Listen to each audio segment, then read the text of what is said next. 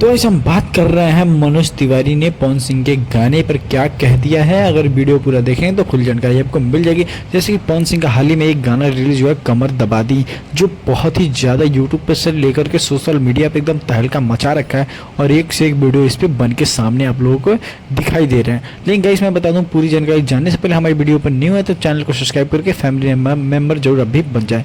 तो गाइस मैं बता दूं, पवन सिंह का जो कमर दबा दी ये सॉन्ग निकला है, इस गाने को देखते हुए मनोज तिवारी ने ये कमेंट कर दिया कि भैया इस गाने में तो अश्लीलता है और इस गाने में तो बहुत ही ज़्यादा ही कुछ देखने को मिल रहा है। लेकिन जैसे कि मैं बता दूं, पवन सिंह का ये गाना बहुत ही मस्त रहा और पब्लिक का इस गाने पे बहुत ही ज़्यादा प्यार रहा है। लेकिन अभी मैं बता दूं, अभी उतना तगड़ा व्यू नहीं आया है, लेकिन जिस तरह आप लोग धीरे धीरे करके प्यार दिखाते हैं उसी तरह ये भी वीडियो आप लोग वायरल जरूर करवा दोगे।